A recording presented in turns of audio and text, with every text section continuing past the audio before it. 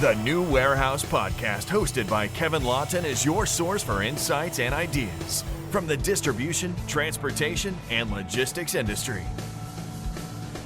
A new episode every Monday morning brings you the latest from industry experts and thought leaders.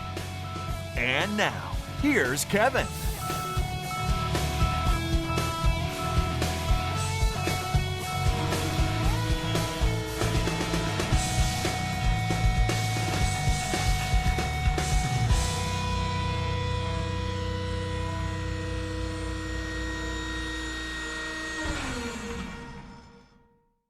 Hey, it's Kevin Lawton with the New Warehouse Podcast, bringing you a new episode today.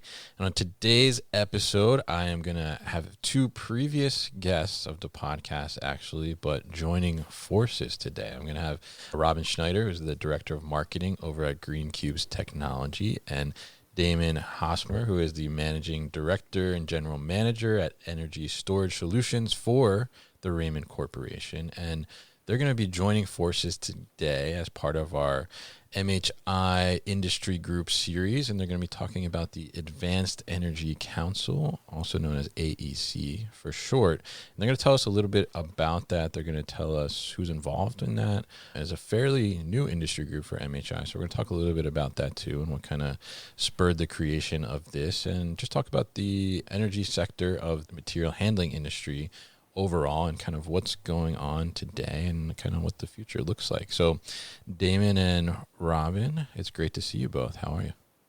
Good. Thanks for having us, Kevin. These are always really fun. And I just wanted to let you know I got really positive feedback about your podcast. So thanks for having us. Okay. Well, we always love to hear that. I appreciate that. Yeah. Definitely. So it's great to talk to you both again. Always enjoy the time talking to you, and, love the battery talk too as well here. But why don't you Robin, why don't you kick us off here? Tell us a little bit about what is the Advanced Energy Council and what it is that you're all about. So for people who aren't familiar, the MHI hosts industry groups. There are a bunch of them, of which the Advanced Energy Council is one. It consists of member companies and the individuals who represent them. And then in addition to me and Damon, we have on our leadership team representatives from other industrial truck, OEMs, battery, and charger companies. So it's really about looking at advanced energy in terms of like lithium ion batteries. We have some of the lead acid battery vendors representing TPPL and making sure that everything works seamlessly together, and also the end users and enterprise customers have the tools they need to make good decisions. So we're providing things like standard guidelines for operation and how the truck integration works and they talk together and things like that. Very interesting. Yeah. And I think that very important to create some awareness around that and, help the end user end up with the right fit at the end of the day. So great kind of summary there and overlook of, what AEC, the Advanced Energy Council, is all about. And now, Damon, why don't you kind of tell us what different types of parties are involved in the council, and, who does the council really kind of serve at the end of the day too? Yeah, so I'll ask Robin to keep me whole here, but it's made up of roughly 22 organizations, really brought together, like she said, to collaborate and address key energy challenges, promoting sustainability and really driving the adoption of the advanced technologies such as hydrogen fuel cells, lithium, all the things that she just mentioned within that kind of material handling and supply chain operations ecosystem, if you will. I think it's unique because, it's an opportunity for, folks that may compete on a day-to-day basis. There's partnerships involved, but it's really bringing together those industry experts, manufacturers, suppliers, and the goal is to educate end users around those best practices, like she said, How can we influence standards from that perspective? Because there's a lot of gray area with regards to integration and other components of the vehicle systems and stuff. And then how do we ultimately do what's best for the customer, as an educational perspective from the marketplace? Because there's so many different, chemistries and focuses and everything. And I'll give you a couple other examples, In the last meeting that we had, back in, I believe it was May of this year in Charlotte, right? We had a few organizations focused on carbon credit aggregation, right? So something that's kind of outside of the four walls of the warehouse and stuff, but has a grave impact to that financial bottom line. The group's been really good too, as well as bringing in recycling and feedstock organizations, right, that are focused on content for the group to help promote that circular economy mindset as we look forward and stuff. So I think it's neat because we're always looking to grow. You know, energy doesn't just play a piece in the manual side of the business, right? So, you know, I'll put a little bit of a selfish, you know, recruiting note out to the group and stuff, but we're always looking for folks in the automation space, right? AMR providers, right? New technologies that are looking at things a little bit differently in that automated space, because again, it comes back to a singular ecosystem from a customer perspective. Very interesting. Yeah. And I think it's interesting too, you know, looking at that kind of full ecosystem in a sense, right? We talked about, you know, the carbon offset there, and, you know, even though that's not, you know, directly happening in the building, and I mean, I guess in a way it is in a sense, but not something that's like tangible. You don't see like this, you know, as when you look at the battery or something like that. But, you know, bringing those together and then, you know, helping industry players, you know, work on that, and then, you know, also being able to see that and, you know, bring that to the end user and then create that awareness around that too, I think is such an important thing as well. So it's great to hear that you guys are able to kind of come together and, you know, maybe put the competition down for a little bit and kind of collaborate to move the industry as a whole forward, which I think is really interesting there. And now the AAC, my understanding is that when I was doing some research here, is that it's fairly new, just formed and created in 2023. So I'm curious, Robin, what was kind of the catalyst to form this industry group, and, you know, why now, I guess? Yeah. So the official formation was in 2023, but we've actually been meeting for a few years before that. Okay. So there's a process to initiate a new group into this MHI to make it official, I guess. So there were sort of unofficial meetings going on before that. I believe we had started talking to Christian Dow, who's the executive vice president at MHI since about 2020. But what happened was some of the lithium ion vendors sort of recognized a gap in an industry group. So there's the ITA, the Industrial Truck Association, which does a lot of this work at the truck level. And then there's BCI that exists for the lead acid community. But there's a real gap for lithium ion, high efficiency chargers, wireless charging, and all of those sorts of things that are relatively new.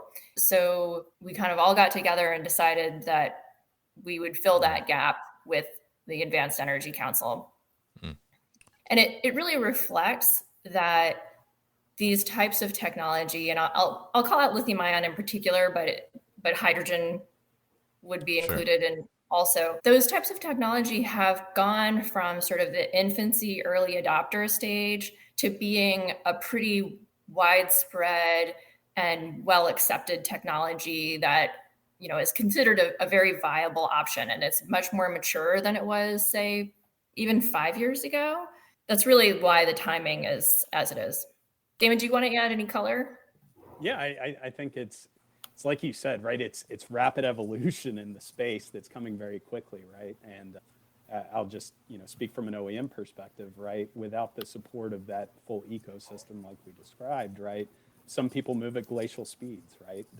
They get kind of paralyzed with looking at all the different technologies, and it's overwhelming, right? Because everybody's kind of, you know, speaking a different value proposition to you with regards to the chemistry or whatever it may be. So I like the idea of, you know, the catalyst really being, right, it gives us a platform to bring data, not bias, as a whole, right, with a group together that can really unify that kind of one voice. And then again, right, advocate for the other organizations like we talked about, ITA and BCI and stuff, to really help us kind of evolve the standards and look at things differently, right, as mechanical and data integration become such a huge part of, you know, the ecosystem again, like I said. So I think Robin did a really eloquent job of kind of keying it up, but I would say it's just moving so fast, right?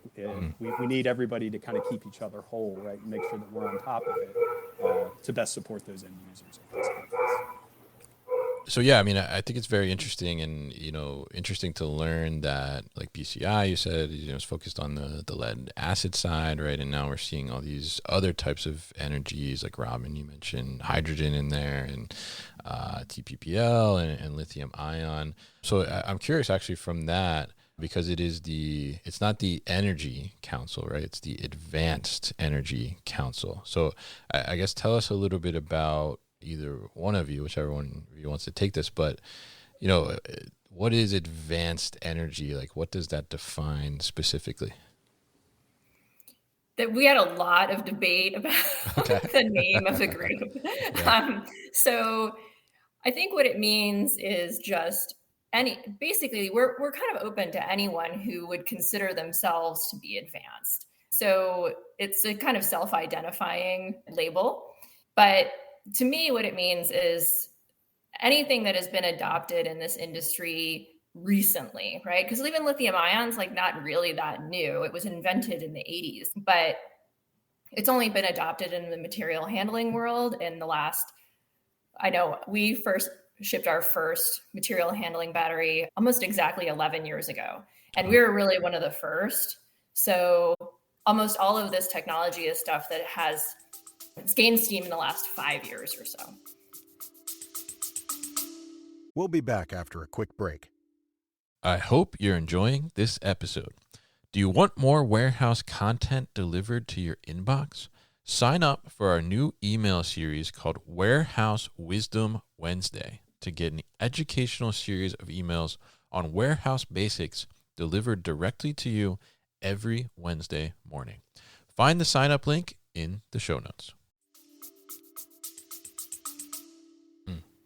Interesting. Yeah. I was curious about that, and especially then when you pointed out that there's BCI too, so I was curious like what kind of fell into that, and I think that's interesting that you're kind of leaving it open to the self-identification there, which I think is very cool too, because now you think about 4 years from now, 5 years from now, like there could be like another alternative potentially too that could end up falling in that category. So I guess tell us a little bit, maybe Damon, you want to kick this one off here. I mean, you mentioned there that you guys have been meeting for a few years now, and the official, I guess, culmination of AEC kind of came around in 2023. But obviously, if you've been meeting for a few years, there's certainly been some stuff going on in the energy side of the material handling industry that felt the need to kind of spur these meetings and get a group together to talk about some of these things. So tell us a little bit about kind of the evolution of energy in the material handling industry and what that's looked like over the last few years, and even kind of what does it look like today as we're talking now? Yeah, I mean, I would say that the landscape is, evolved significantly, as Robin kind of mentioned. And when you start to think about some of the sustainability goals, right, the technological advancements, all the different things that right, what truly means advanced, from our side, right, hydrogen fuel cell adoption, lithium ion battery adoption, right, that's one thing to kind of pull out the lead and put in the real estate, right? But when you start to look at control architecture, when you start to look at integration with data and energy management solutions, right, from a telematics perspective, when you look at the different charging technologies, right, like Robin mentioned earlier, we have manual connections that have kind of been in place, right, for the past 100 years. It started off with fluorescent and silicone rectified, technology, and then you've seen a migration to the high frequency, more power module driven type technology and stuff. And now customers are saying what's taking place right behind the meter. How can we become more efficient at the facility level in a lot of different ways, right? Because they're scrutinizing that energy spend, especially in like the cold storage side of the business, right? With all the different dynamics playing there. So I think it's interesting because there's so many complexities along with it. And for the longest time, right, was us working together and discussing on the front end of these conversations, right? How do we best work together, right? What are the third-party policies in order to be able to be qualified by one of the end OEMs for said technology, right? From the OEM side, right, there's certain requirements like UL, that we have from a vehicle perspective that a lot of customers require and stuff. So it's not let out lithium or hydrogen in, and then you're still, right, keeping all that reciprocity from the other certifications associated. ANSI, B56, kind of the ITA stuff, standards. There's been some gray space at the beginning of this, right? So watching them catch up and advance the standards within the industry and the requirements from an OEM perspective to protect our customers, right? Because think about it, right? Everybody's been so used to lead acid for years, right? Through that discharge cycle, you kind of had that brownout, and you get a good sense of when you need to go back and charge, right? From that voltage sensing kind of technology. Now think about these new technologies with a linear power band, no different than your cell phone, right? You've got a system that's man up VNA and a cold storage application, right? And that instantaneous power loss, you've got somebody stranded in the air, right? Will it safely lower it in an effective way? How do we, right, rescue the vehicle and or, right, mitigate some sort of other incident, right, if it was traveling and that was to happen? So there's a lot of safety factors and stuff. I think safety always comes back to, right, the core of everything that MHI and most of everybody that's involved, focuses on. So safety's really given us a platform to learn, grow, and then again provide that kind of education moving forward. Yeah, I think safety is really, really important, and that's something that we've become very focused on. I think it's also important to recognize that people are adopting these technologies not just because they're sustainable and not just because in some ways, like lead acid batteries are not very safe when they're like a flooded lead acid battery that you have to water. There's all kinds of safety precautions that need to go around that. So in some ways, these new technologies have the potential to be safer, and you're not just ensuring safety, right? But I think it's also really important to recognize that as we've moved from an early adopter type of buying persona for these types of technologies to a more mature enterprise customer, they're really evaluating things like the total cost of ownership. And they're not just doing it because of some kind of sustainability goal. Like even if you look at like the metering that needs to go on behind the wall, as Damon mentioned, they're not doing that just because they have some green initiative. They're doing it because it saves them money, right? So we really see people kind of evolving and going through these like really detailed calculations to understand what is going to have the best total cost of ownership for them. And people are seeing a real ROI from these new technologies too. And we see that with these large enterprise customers who are implementing our technologies. Yeah. And the only other comment that I'd make, Kevin and Robin, is, a lot of it's downstream effect as well, right? Think about just beneficial electrification as a whole, right? Everything that's taking place at the ports, right? And the way that commerce has moved from ship to, right, person to, retail or whatever it may be. So a lot of those same things, going back to the sustainability piece, right, are challenging folks to adopt and look at these new technologies. But it's because of, right, that upstream kind of effect that's taking place. So it's interesting to see the dynamics there, right, when you look at a public institution versus some of the privatized, right, big players in the marketplace and their strategies, right? Everybody's kind of trying to accomplish the same thing, but they all have different methodologies at which they're trying to apply the technology, if you will. Yeah, absolutely. And I think it's interesting to see kind of this shift a little bit and see how, something like lithium ion, for example, has gained more adoption and the market growth there. And it's been interesting too to learn from you both, because I think, both of you, we've kind of talked almost like every year at some point about what's going on right now in energy, right? So it's been interesting to see that evolution, and you certainly see the shift happening, I think, and more people. And I talked to a company I used to work for, and the facilities guy that used to work for me, and he was telling me like, oh, now they're starting to look at lithium ion too, and what does that mean to switch over and all these things. And I think there's a lot of benefits there, obviously safety being one of them, huge. And I like Robin, you said it's safer in a sense, not just about making sure they're being safe around this equipment and the solutions, but just creating them to be safer from the get-go, which I think is really important there. So very interesting stuff on the evolution there. And now, as we talk about that evolution, and I think there's been things that have been changing, and you guys mentioned like different chemistries and things of that nature. But when we look at the energy side of the material handling industry right now, I mean, what are some of the innovations that are happening right now? What should people be aware of, and what's kind of most exciting too, I guess, for the both of you? I think that the most exciting thing is that we are seeing such a huge increase in U.S. manufacturing, and not just the manufacturing of like material handling batteries, but also at the cell level, and even the mineral acquisition, right? Like there's a big announcement from the U.S. Geological Survey maybe just a few days ago that they discovered this huge lithium deposit underneath Oklahoma. And it's apparently enough lithium for the US to be completely self-sustaining in terms of lithium manufacturing. And so I think that whole thing is really exciting for us to, as a country. It moves us towards energy independence, and I think that's really exciting. Interesting. What do you think, Damon? I get excited about the facility level stuff, right? The decentralized energy and microgrid conversations that we're having, not only at our own factories, but with customers that are seeking kind of grid independence and just energy security in some of these disparate, areas that we're seeing facilities go up.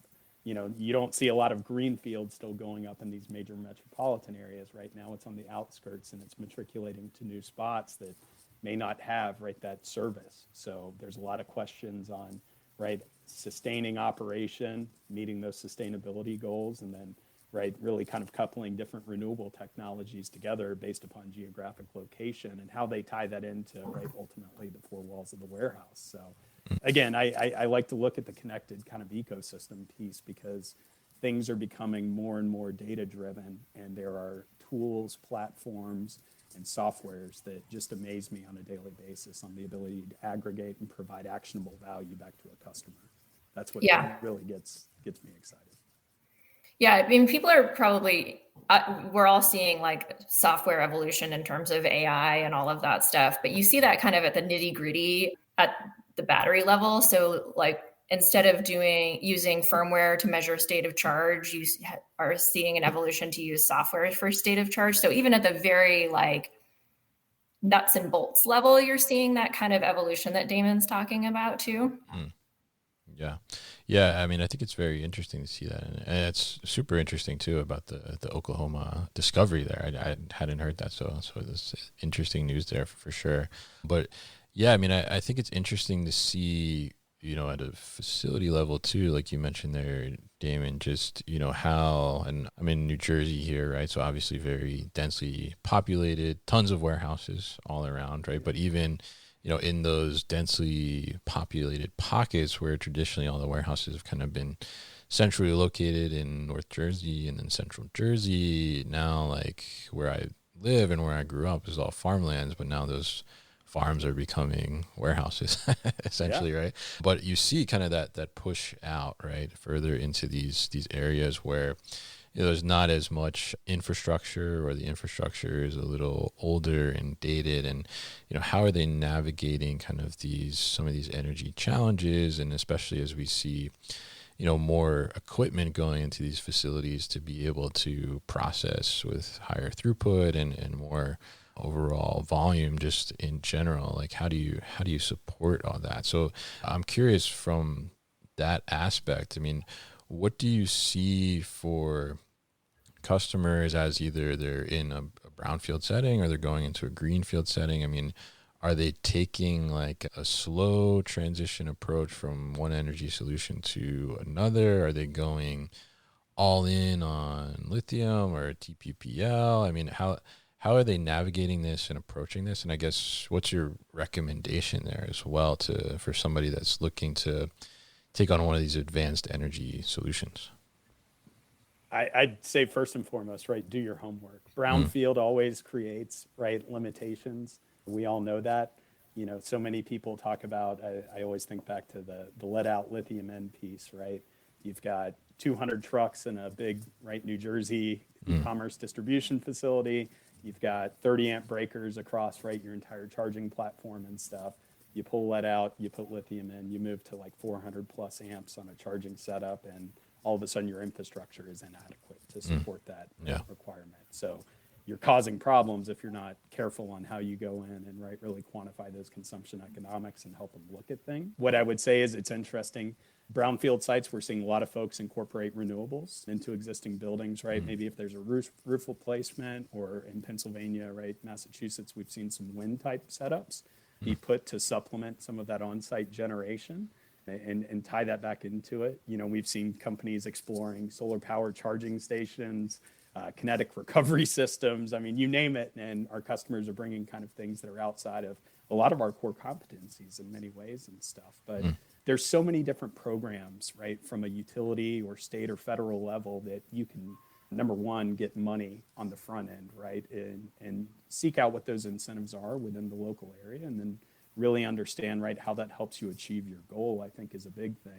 The greenfield sites, I mean, they blow my mind, Kevin. I mean, honestly, some of these conversations that we have with some of the big developers around hybrid systems and campuses, a Prologis, a Jones LaSalle, they approach us from a consulting perspective in a lot of scenarios, and they'll be building out, right, 8 to 10 of those spec warehouses in the old farmlands, and, right, there's limited power coming in. So, hey, should we look at electrolysis, right? We are having conversations with folks that from a generation perspective are using hydrogen to ultimately power lithium ion forklifts within the four walls of their warehouse. So these hybrid systems that are coming up, right, provide that resiliency. And, I think, not to be grim, but, another piece that's being evaluated, especially in the greenfield sites and stuff, or right on the heels of COVID and everything else, lots of people are starting to put mitigation plans in place if there was another black swan type event, right? So how could they essentially still be able to take advantage, move commerce in a situation like that, independent of the grid, right? Because there's so much speculation about that could be, one of those potential events down the road and stuff. So I think it's unique, right? That security piece and resiliency is something that's being evaluated in different ways, but the thought process on a greenfield site versus a brownfield site, I'm shocked in some of these conversations I will walk into and get to be a part of, right? It's pretty awesome. So. Yeah. Very interesting. Robin, yeah. Okay. Yeah. Well, your comment made me think of something that is another really important thing about the Advanced Energy Council is that because we're inclusive of different types of technologies like lithium ion and hydrogen, and those are being used by the end customer, they're not really competing with each other necessarily. They're being used as complementary technologies. And that's one of the reasons it's so important that we all get together and talk to each other, because we shouldn't be just treating them as competing technologies when the end user is looking at them as something that can complement each other and actually work together to get a more holistic solution. Interesting. Yeah. Super interesting there, because I think it is, so many different things happening around energy in general, in a sense, and so many different interesting approaches to take to it. I know I've had some conversations on the podcast before, some people about like microgrid setups and things of that nature. And, it's really interesting, like you said, Damon, to see some of these greenfield projects and how they're going about them, and just in general facility design and how they're thinking about, having them be self-sustaining in some way to be able to handle things like that. Like you said, contingency plans, right, has become more and more important. And, I think the reliability or on the regular grid, like I think some people are trying to navigate that and say like, oh, well, how do we, make ourselves like self-dependent, right, to be able to do our own thing. And I think it's really interesting to see how that continues to evolve. And I think it's great that you guys are having these conversations as the Advanced Energy Council, not only about, what's going on with the forklift and how's the forklift moving, but then, on holistic approach, like, how are we actually getting all that power into the battery itself to be able to power that forklift? I think that's really great. One thing that we haven't talked about that I would like to get Damon's feedback on too, Sure. is we had a large enterprise customer who rapidly went from lead to lithium. 200 at it was 5 sites, and I think 200 trucks, all within like a 4-month period. Really big project. And this customer actually did a lecture recently showing the improved total cost of ownership. But one thing that she brought up that was really interesting that I think doesn't get talked about very much is that the employee satisfaction was higher because the forklift operators prefer these advanced technologies, and they, their union was like really, really happy with this implementation. So that's something I think we don't talk about very much, but I think it's a kind of interesting point. No, Yeah. it is.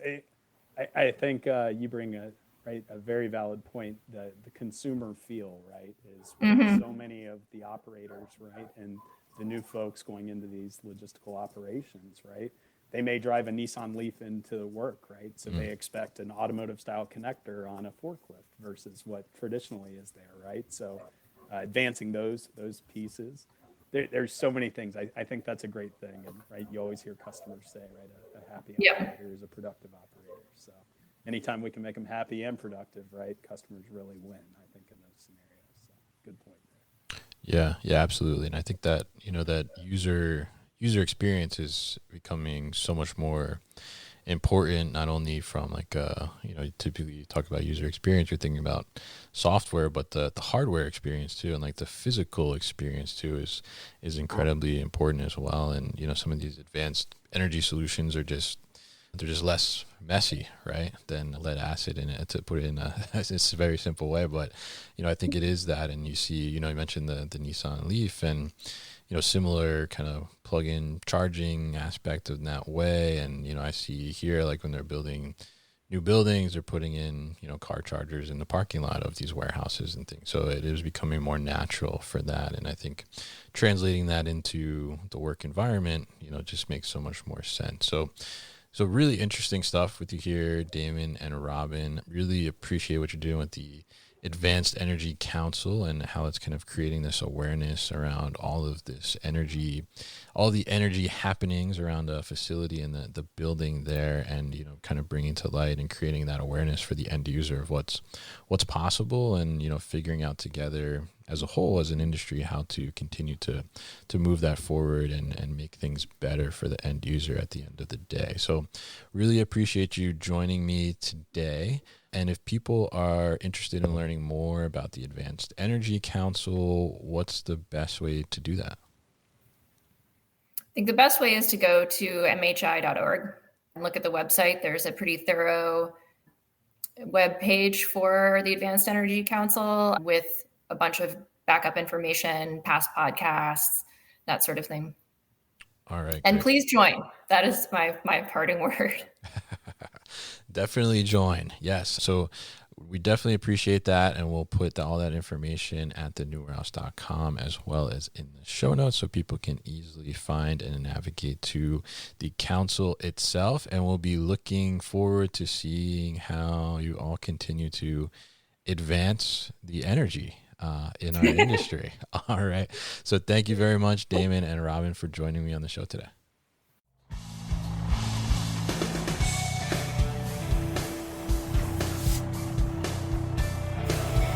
You've been listening to the New Warehouse Podcast with Kevin Lawton.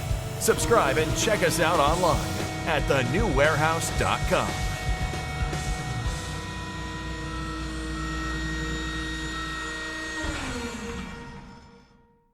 Enjoyed this episode? Make sure you are subscribed to the podcast, and for more content from the New Warehouse, find us on LinkedIn and YouTube. Links to subscribe can be found in the show notes, and for everything The New Warehouse, head to thenewwarehouse.com.